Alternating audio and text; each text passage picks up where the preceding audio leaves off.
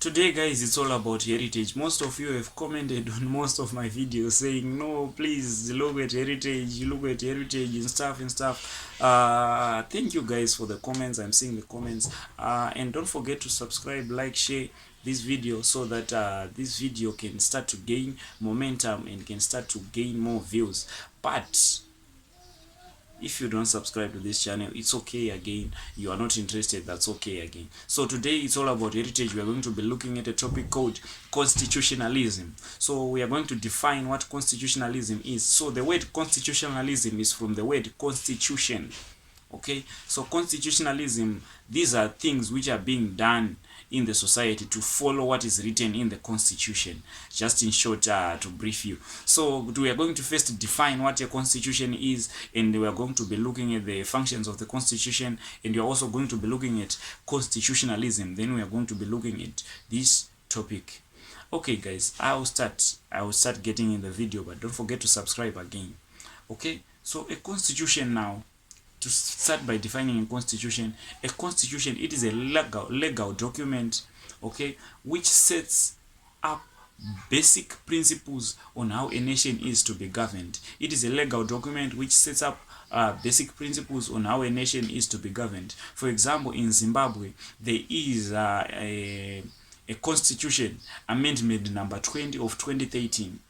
This legal document have principles on how Zimbabwe is to be governed. That's a constitution for you. So now you need to understand what a constitutionalism is. So constitutionalism, it is a doctrine, okay, that governs the legitimacy of government action. So it is a doctrine that governs the legitimacy of government action. For example, like I have said before, constitutionalism, you can just take it as things which are being done to follow what is written in the constitution, or things, or even the making of the constitution can also be constitutionalism. Okay, in other words, constitutionalism can also be the system of governance, how the nation is being run, how things are being run. So constitutionalism can be just an umbrella term. But you should know that a constitutionalism is a doctrine which governs the legitimacy of government action. That's the definition. Okay, so let's look at the functions of the constitution. So the constitution can declare and define the boundaries of a political community. So for example, the borders of a state. So we have the boundaries of Zimbabwe in the constitution. Zimbabwe stretches from here to there, stretches from here to there. I think I've forgotten the chapter, but it is stipulated in the constitution. The boundaries of a state, they are stipulated in the constitution. Okay, so another function of the constitution is that the constitution can declare also and define the nature of the political and its authority. Okay, so the constitution defines the nature of the political system and its authority. How? In Zimbabwe constitution, in chapter number 1, declares that Zimbabwe is unitary, democratic and sovereign. So the constitution is now declaring the nature of the community, the political community. How is your country like? How is your country like? And now our amendment number 20 of 2013 is saying that Zimbabwe is a sovereign, unitary and democratic country. Thereby it is defining the nature of the country. In Shona, you can just say mamiriro enyika, kuti nyika iyi yakamira sei, nyika yenyu iri democratic here, nyika yenyu iri monarchical here, nyika yenyu iri, what can I say, what is this other way, other type of governance, iri dictatorial here, or something like that. So another function of the constitution is that the constitution can declare and define the rights and duties of citizens. Okay, so we have the rights and duties of citizens in the constitution.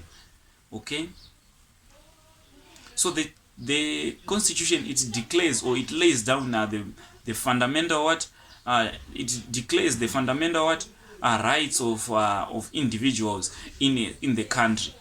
Okay, so the Zimbabwean constitution go beyond this to include socio-economic and cultural rights, e.g. we have the section 80 which declares the rights of women, we have the section 81 rights of children, we have the section 83 which have the rights of the disabled people. So thereby the Constitution is declaring the fundamental rights of individuals in the country. We also have that another advantage or another function of the Constitution is that the Constitution can regulate the political institutions of the community. So it is now regulating the political institutions of the community. Wow. So it is through decentralization of power. So the Constitution it divides power into judiciary power, legislative power, and executive power. Thereby no single organ can have monopoly of power. Okay, there is no centralization of power. So this is helpful in regulating the political institutions of the community by decentralizing power. So we have now, let's now look at constitutionalism. We say that constitutionalism, these are things which are being done in order to follow what is written in the Constitution, and other things which are also done besides that, like the system of governance of a country. How the country is being run can also be constitutionalism. Constitutionalism again can also be even the constitution itself can be also be the writing of the Constitution itself, the amendment of the Constitution itself can also be constitutionalism. So let's look at what constitutionalism is again. So constitutionalism, we say constitutionalism is a doctrine which governs the legitimacy of government action. So we are governing the legitimacy of government actions. So we have the principles of constitutionalism. So the principles of constitutionalism is that the first principle of constitutionalism is the rule of law. So the rule of law is a principle of constitutionalism which states that no one is above the law. And the rule of law, which is a principle of constitutionalism, also denotes that a government,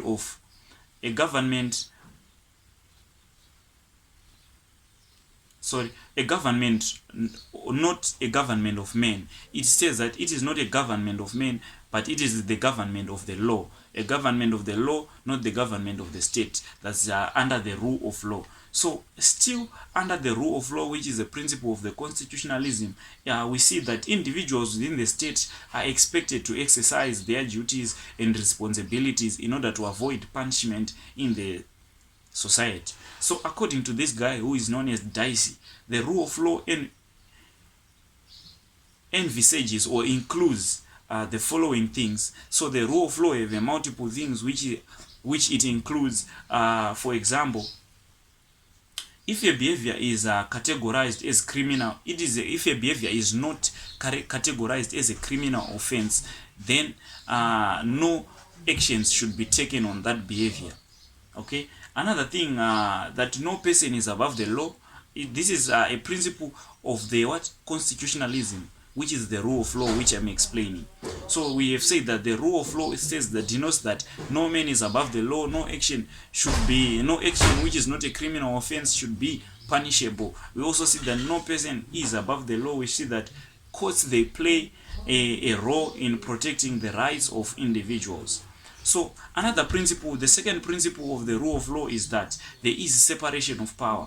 Under constitutionalism, power is not centralized in any one organ of the state. It is diffused among three organs of the state, which are the judiciary, the legislature, and the executive. Okay? So we also see that another third principle of constitutionalism is sovereignty. This includes the fact that the public is the source of all government authority. Okay? Sovereign, from the word sovereignty. This includes that the government is not the government itself, it is the government of the people. So like I have said, this includes the fact that the public is the source of all government authority. The authority of the government have to come from the people. Okay, it acquires its mandate from the people. Okay, so according to section number 68, it states that everyone has the right to administrate conduct that is lawful. Okay, so thereby we have seen that sovereignty is a principle of constitutionalism. So another principle of constitutionalism is freedom. Okay, you can see this on the chapter number 4. Okay, so another fourth principle of constitutionalism is responsibility and accountability of the government. Okay, in democratic countries, people perceive government as their servant. Okay, like I said, responsibilities and accountability. The government have to be responsible and accountable. And we also see that in democratic countries which have these constitutions, okay, we see that people perceive the government as their servant. The government is the servant. It has to serve our interests. Okay, it serves the interests of the people. Okay, another fifth principle is to ensure respect of individual rights. Again, the rights of individuals, they are stipulated in the constitution, thereby ensuring the respect of individual rights is a principle of constitutionalism. So now let's look at pre-colonial African constitutionalism. So how was the system of governance? Like I said, constitutionalism can also be the system of governance. So let's look at the pre-colonial African constitutionalism. Let's look at how the system of governance was before colonization. Okay, let's start by looking at the Mapungubwe state system of governance, or Mapungubwe state constitutionalism. So according to T. Huffman, we see that at Mapungubwe there was divine kingship. So the king was chosen by religion. The king was chosen by religion. Okay, the power of the king came from religion. There was also the states national space on the hill at Mapungubwe, whereby the Dari was held. Okay, or the courts. Okay, the king acted as a judge there at those courts. So we also see that there was tribute payment to ensure the citizens' loyalty to the king. Okay, so this is the system of governance at Mapungubwe state. We see that at Mapungubwe state, according to T. Huffman, the king's power was divine. We also see that there was a state's national space at the hill at Mapungubwe state, where the courts were held, where the Dari was held, and the king acted as a judge there. There was tribute payment as well at Mapungubwe to ensure loyalty. Okay, now let's look at another state. We have the Zulu state. So at the Zulu state now, the Zulu state system of governance, we see that there was royal spices in all parts of the country, who kept Chaka informed of all happenings in the country, in the state. So we see that Chaka had these spices giving him all the information of all the happenings in the country. Thereby we see that the system of governance or constitutionalism in this state was something else. So we see that another system of governance in the state or constitutionalism was that Chaka was the commander-in-chief of the army. To achieve this, he set up military settlements all over the Zululand. Okay, so let's move on and look at another state, which is the Mutapa state. Scholars have argued that Mutapa rulers were not above the law. At the court, they ruled with the various royal officials, which included the chiefs. So the chiefs in the kings, or the Mutapas, or the kings in the Mutapa state, they were not above the law. They ruled also with other chiefs. Okay, so in the Mutapa state again, there was a governor known as Nengomasha. So this title was first used in the 16th and 17th century. So the Nengomasha was the deputy to the king, similar to modern vice president in Zimbabwe. Gatirusere also had the Nengomasha, who was his uncle. So we see that in the Mutapa state there was deputy leadership, the king, the Mutapa, having his Nengomasha. This was also another system of governance or constitutionalism. So let's look at let's look at other features of constitutionalism and other features of system of governance in the Mutapa state. We also see that there was a treasurer, also referred to as the steward. So he was responsible for holding all the tribute which was paid to all the money of the state. Okay, now let's look at the Ndebele state. So in the Ndebele state, the king appointed the indunas or the headmen and received detailed reports from them. So this was another system of governance or constitutionalism. Okay. Also in the Ndebele state, we see that Muzilikazi had absolute powers, and these powers were checked by two advisory councils. So these two advisory councils were the Mpakati, made up of some members of the royal family, and the Izikulu, a larger assembly. So these people, they checked the power of Muzilikazi. These two advisory councils. So this was the system of governance or constitutionalism in the Ndebele state. So guys, let's look at the colonial constitutionalism, the system of governance during the colonial period. So the system of governance during the colonial period, we also see that Africans were not allowed to vote. This was the system of governance during the colonial period. We also see that there was racial segregation. Okay. We also see that there was exclusion of the blacks. We also see that there was suppression of the rights by the POSA, Public Order and Security Act. So the POSA, it suppressed the rights of the rights of the blacks. So there was also limited judicial review in the colonial system of governance or in the colonial constitutionalism.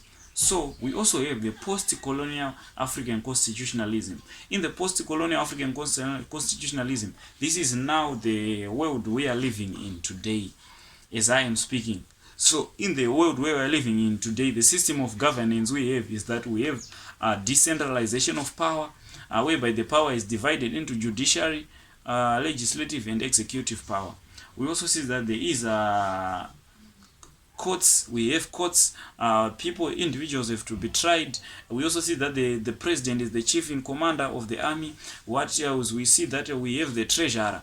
We also see that what else do we have? The courts. We have talked about the courts. So that's, we also have sovereignty here in the post-colonial constitutionalism. So that's all we have, guys. That's all we have in this video: constitution and constitutionalism. So see you on another video.